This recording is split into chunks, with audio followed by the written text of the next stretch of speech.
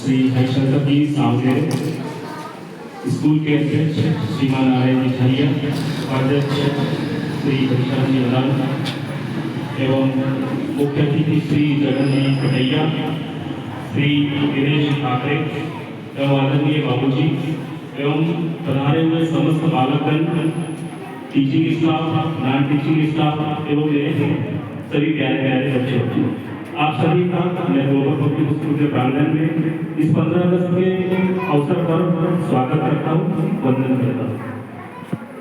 दो पंक्तियां सैनिकों के लिए। मैं वो हवा हूँ, तूफान साथ लेकर चलता हूँ, अपने मुल्क की खातिर कफन साथ लेकर चलता हूँ। मुझे क्या डराओगे दुश्मन, मैं दिल में बसा के हिंदुस्तान चलता हूँ। आप सभी को पुण्यश्री में स्वतंत्रता दिवस की हार्दिक बधाई एवं शुभकामनाएं। आज का एक पर्व हमारे लिए बहुत ही गौरव का क्षण है। जब हम आकाश में लहराते हुए तिरंगे झंडे को देखते हैं तो हमारा मन गर्व से ऊंचा हो जाता है और सीना चौड़ा हो जाता है। आज से लगभग 80 वर्ष पूर्व 15 अगस्त 1947 को हमारा देश अंग्रेजों की लगभग 200 वर्ष की गुलामी से आजाद हुआ था और आज इन सभी स्वतंत्रता सेनानियों को श्रद्धांजलि देने का भी दिन है, जिन्होंने स्वतंत्रता के लिए हमारे उनके प्राण न्यौछावर किए। गांधी जी के अहिंसात्मक आंदोलन से लेकर भगत सिंह के क्रांतिकारी बलिदान तक और सरदार पटेल के एकीकरण के दृष्टिकोण से लेकर सुभाष चंद्र बोस की हिम्मत तक अनगिनत सेनानियों ने स्वतंत्रता के लिए अपने प्राण न्यौछावर किए हैं।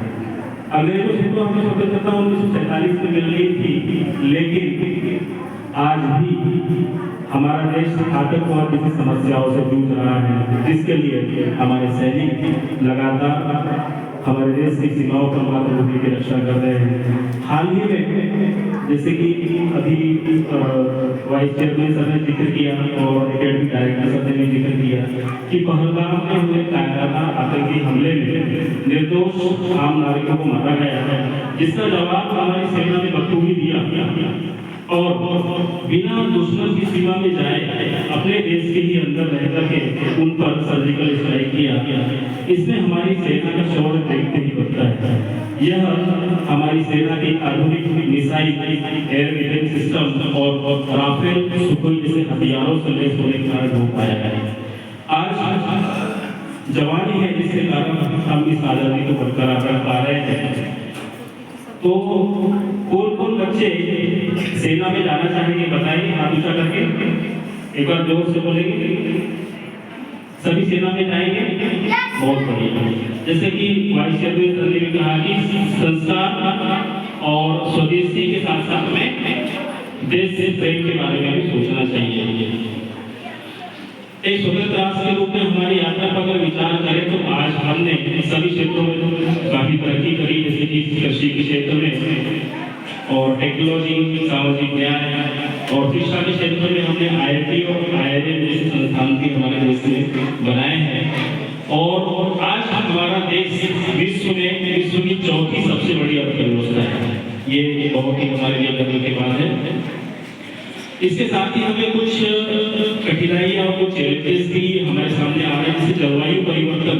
अभी आपने कुछ समय पहले देखा होगा कि हिमाचल में लैंडस्लाइड हुआ और बहुत से गाँव रह गए हैं। तो जलवायु परिवर्तन के कारण अतिवृष्टि, अल्पवृष्टि, अत्यधिक तापमान जैसी समस्याएं उत्पन्न हो रही है, जिसके लिए हम सबको कम से कम एक पेड़ जरूर लगाना चाहिए। तो आज ये संकल्प ले कि हम सभी बच्चे, पालक एवं मुख्य अतिथिगण सभी कम से कम एक पेड़ जरूर लगाएं, जिससे कि वायुमंडल में कार्बन डाइऑक्साइड का एमिशन कम होगा और धरती का तापमान कम होगा।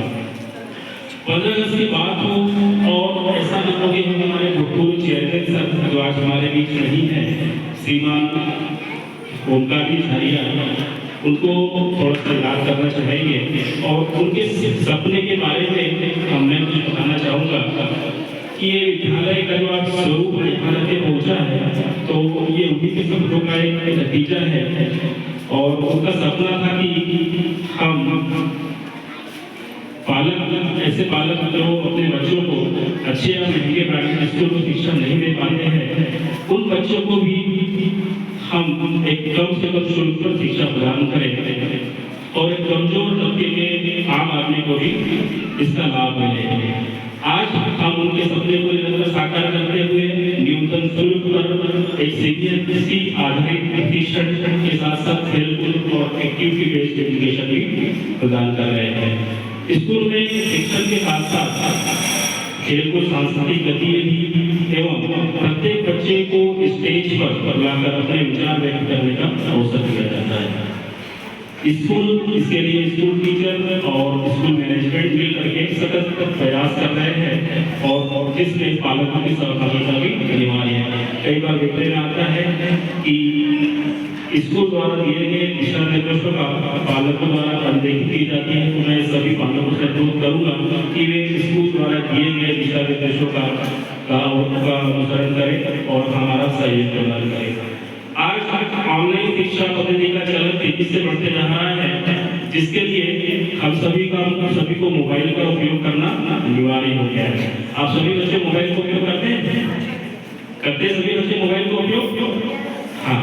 तो पालकों से एक अनुरोध है कि बच्चों को मोबाइल के दुरुपयोग के बारे में बताएं और बच्चे मोबाइल का उपयोग केवल होमवर्क करने के लिए और उसमें एजुकेशन संबंधी चीजें पढ़ाई इत्यादि करने के लिए करें। हमारे vice chairman sir Madan sir ने कहा कि आत्मनिर्भर भारत के सपने को हमें साकार करना है। इसी कड़ी में हम आत्मनिर्भर भारत के सपने को साकार करने के लिए स्कूल में स्किल बेस्ड एजुकेशन पर ज्यादा ध्यान दे रहे हैं। शिक्षा के साथ साथ हम self defence, yoga, meditation, dance, music आदि गतिविधियों पर भी बच्चों का ध्यान दे रहे हैं। बच्चों से मैं एक चीज कहना चाहूंगा कि यह जरूरी नहीं कि आप हर विषय में बेहतर हो सकता है क्या ऐसा कि आप सभी सब्जेक्ट में अच्छे हो, ऐसा जरूर नहीं है। हो सकता है कोई बच्चा मैथ्स में अच्छा हो, कोई बच्चा इंग्लिश में अच्छा हो, किसी बच्चे का सबसे पसंदीदा विषय हिंदी हो सकता है, किसी का संस्कृत हो सकता है। तो बच्चे अपने पसंद के विषय में अपनी रुचि बढ़ाएं और उस विषय में आगे चल के अपना कैरियर बनाएं। इसके अलावा अपनी हॉबी पर विशेष ध्यान दें और अपने अंदर छुपे हुए टैलेंट पर भी विशेष ध्यान दें और उसके अनुसार अपनी पढ़ाई करें। अंत में दो पंक्तियां कहना चाहूंगा देशभक्तों के नाम। दाग गुलामी का धोया है जाम लुटाकर, दाग गुलामी का धोया है जाम लुटाकर, दीप जलाए हैं कितने दीप बुझाकर। मिली है ये आजादी, मिली है ये आजादी, तो फिर इस आजादी को रखना होगा हर दुश्मन से ज्यादा। इन्हीं शब्दों के साथ अपने वक्तव्य को विराम देता हूं। जय हिंद, जय भारत। भारत माता की, भारत माता की।